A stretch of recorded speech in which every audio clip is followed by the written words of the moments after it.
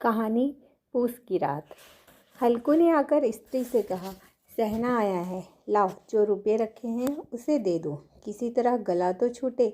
मुन्नी झाड़ू लगा रही थी, पीछे फिरकर बोली, 3 ही रुपये हैं, दे दोगे तो कंबल कहाँ से आवेगा? माघ पूस की रात हार में कैसे कटेगी? उससे कह दो फसल पर देंगे, अभी नहीं। हल्कू एक क्षण अनिश्चित दशा में खड़ा रहा। पूस सिर पर आ गया। कंबल के बिना हार में रात को वह किसी तरह सो नहीं सकता, मगर सहना मानेगा नहीं। घुड़कियाँ जमावेगा, गालियाँ देगा। बला से जाड़ों में मरेंगे, बला तो सिर से टल जाएगी। यह सोचता हुआ वह अपना भारी भरकम डील लिए हुए, जो उसके नाम को झूठ सिद्ध करता था, स्त्री के समीप आ गया और खुशामद करके बोला, दे दे, गला तो छूटे, कंबल के लिए कोई दूसरा उपाय सोचूंगा। मुन्नी उसके पास से दूर हट गई और आंखें तरेरती हुई बोली, कर चुके दूसरा उपाय, जरा सुनूं तो, कौन सा उपाय करोगे? कोई खैरात दे देगा कंबल, न जाने कितनी बाकी है जो किसी तरह चुकने ही नहीं आती। मैं कहती हूँ तुम क्यों नहीं खेती छोड़ देते, मर मर के काम करो, उपज हो तो बाकी दे दो। चलो छुट्टी हुई, बाकी चुकाने के लिए ही तो हमारा जन्म हुआ है। पेट के लिए मजूरी करो, ऐसी खेती से बाज आए, मैं रुपये ना दूंगी ना दूंगी। हल्कू उदास होकर बोला, तो क्या गाली खाऊं? मुन्नी ने तड़प कर कहा, गाली क्यों देगा, क्या उसका राज है? मगर यह कहने के साथ ही उसकी तनी हुई भौवें ढीली पड़ गई। हल्कू के उस वाक्य में जो कठोर सत्य था, वह मानो एक भीषण जंतु की भांति उसे घूर रहा था। उसने जाकर आले पर से रुपये निकाले और लाकर हल्कू के हाथ पर रख दिए। फिर बोली, तुम छोड़ दो अब की से खेती, मजूरी में सुख से एक रोटी तो खाने को मिलेगी, किसी की धौंस तो न रहेगी। अच्छी खेती है, मजूरी करके लाओ, वह भी उसी में झोंक दो, उस पर धौंस।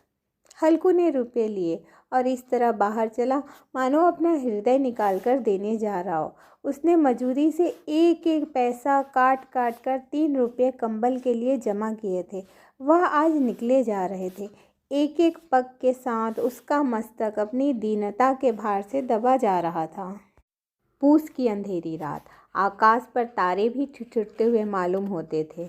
हल्कू अपने खेत के किनारे ऊख के पत्तों की एक छतरी के नीचे बांस के खटोले पर अपनी पुरानी गाढ़े की चादर ओढ़े पड़ा काँप रहा था। खाट के नीचे उसका संगी कुत्ता जबरा पेट में मुंह डाले सर्दी से कूकू कर रहा था। 2 में से एक को भी नींद नहीं आ रही थी। हल्कू ने घुटनियों को गर्दन में चिपकाते हुए कहा, क्यों जबरा, जाड़ा लगता है? कहता तो था घर पर पुआल पर लेट रहा, तो यहाँ क्या लेने आए थे? अब खाओ ठंड, मैं क्या करूँ? जानते थे मैं यहाँ हलवा पूरी खाने आ रहा हूँ, दौड़े दौड़े आगे आगे चले आए। अब रो नानी के नाम को। जबड़ा ने पड़े पड़े दुम हिलाई और अपनी कुकू को दीर्घ बनाता हुआ कहा, कल से मत आना मेरे साथ, नहीं तो ठंडे हो जाओगे। यह पछुआ ना जाने कहाँ से बर्फ़ लिए आ रही है।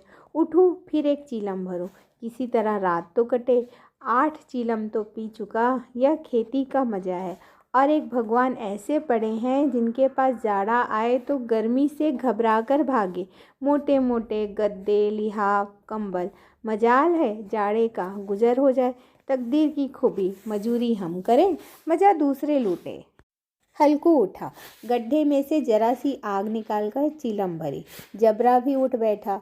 हल्कू ने चीलम पीते हुए कहा, पिएगा चीलम? जाड़ा तो क्या जाता है, हाँ जरा मन बदल जाता है। जबरा ने उनके मुंह की ओर प्रेम से छलकती हुई आंखों से देखा। हल्कू ने कहा, आज और जाड़ा खा लो, कल से मैं यहाँ पुआल बिछा दूंगा, उसी में घुसकर बैठना, तब जाड़ा ना लगेगा। जबरा ने अपने पंजे उसके घुटनियों पर रख दिए और उसके मुंह के पास अपने मुंह ले आया। हल्कू को उसकी गर्म सांस लगी। चीलम पीकर हल्कू फिर लेटा और निश्चय करके लेटा कि चाहे कुछ भी हो अब की सो जाऊंगा। पर एक ही क्षण में उसके हृदय में कंपन होने लगा। कभी इस करवट लेटता, कभी उस करवट, पर जाड़ा किसी पिशाच की भांति उसकी छाती को दबाए हुए था। जब किसी तरह न रहा गया, उसने जबरा को धीरे से उठाया और उसके सिर को थपथपाकर उसे अपनी गोद में सुला लिया। कुत्ते की देह से जाने कैसी दुर्गंध आ रही थी, पर वह उसे अपनी गोद से चिपटाए हुए ऐसे सुख का अनुभव कर रहा था जो इधर महीनों से उसे ना मिला था। जबरा शायद यह समझ रहा था कि स्वर्ग यहीं है और हल्कू की पवित्र आत्मा में तो उस कुत्ते के प्रति घृणा की गंध तक ना थी। अपने किसी अभिन्न मित्र या भाई को भी वह इतनी ही तत्परता से गले लगाता। वह अपनी दीनता से आहत न था जिसने आज उसे इस दशा में पहुंचा दिया। नहीं, इस अनोखी मैत्री ने जैसे उसकी आत्मा के सब द्वार खोल दिए थे और उसका एक एक अणु प्रकाश से चमक रहा था। सहसा जबरा ने किसी जानवर की आहट पाई। इस विशेष आत्मीयता ने उसमें एक नई स्फूर्ति पैदा कर दी थी जो हवा के ठंडे झोंकों को तुच्छ समझती थी। वह झपट कर उठा और छपरी से बाहर आकर भूखने लगा।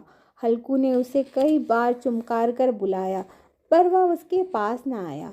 हार में चारों तरफ दौड़ दौड़ कर भूखता रहा। एक क्षण के लिए आ भी जाता तो तुरंत ही फिर दौड़ता। कर्तव्य उसके हृदय में अरमान की भांति उछल ही रहा था। 1 घंटा और गुजर गया। रात ने शीत की हवा से धधकाना शुरू किया।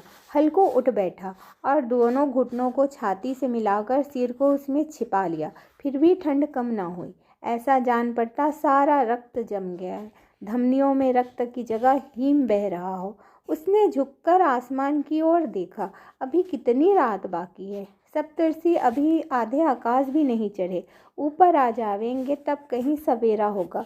अभी पहर से ऊपर रात है। हल्कू के खेत से कोई 1 गोली के टप्पे पर आमों का एक बाग था। पतझड़ शुरू हो गई थी। बाग में पत्तियों का ढेर लगा हुआ था। हल्कू ने सोचा, चलकर पत्तियां बटोरूं और उन्हें जलाकर खूब तापूं। रात को कोई मुझे पत्तियां बटोरता देख तो समझे कोई भूत है। कौन जाने कोई जानवर ही छिपा बैठा हो। मगर अब बैठे तो नहीं रहा जाता।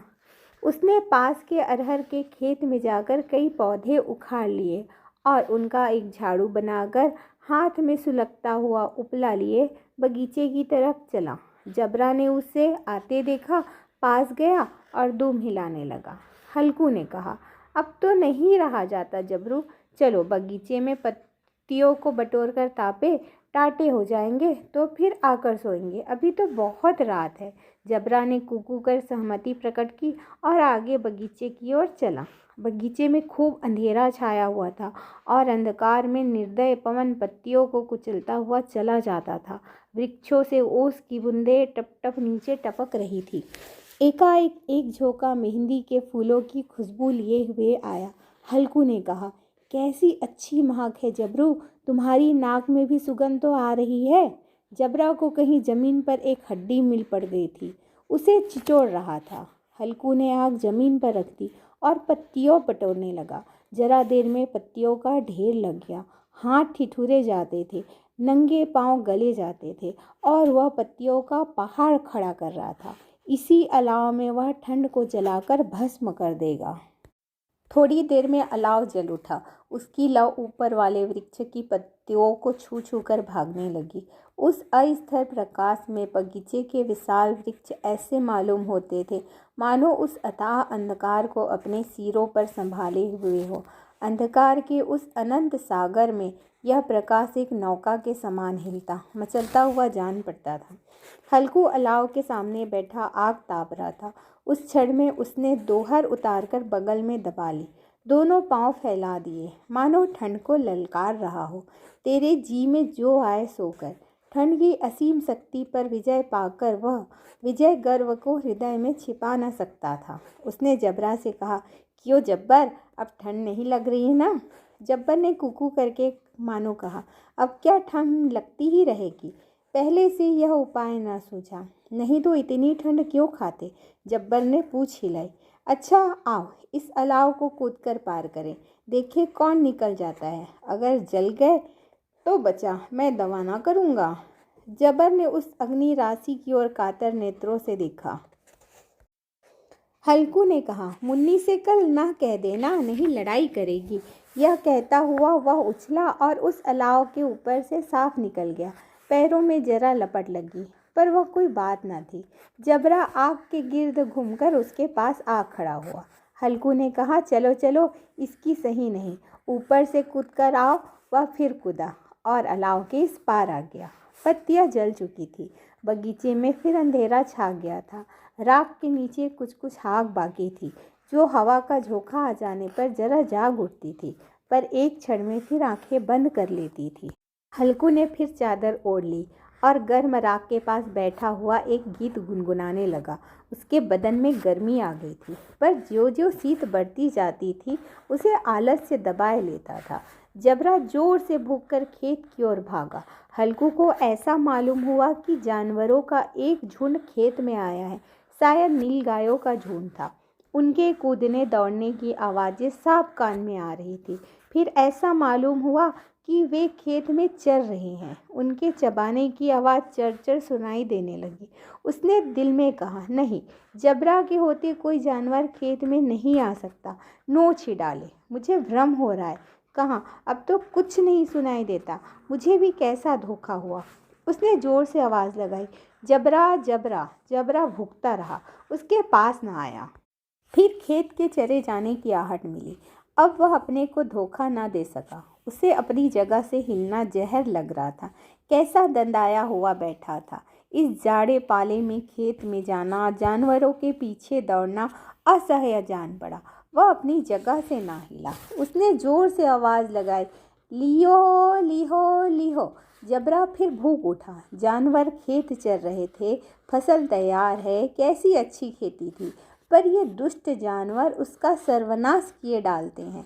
हल्कू पक्का इरादा करके उठा और 2-3 कदम चला, पर एकाएक हवा का ऐसा ठंडा चुभने वाला बिच्छू के डंक सा झोंका लगा कि वह फिर बुझते हुए अलाव के पास आ बैठा और राख को कुरेदकर अपनी देह को गरमाने लगा।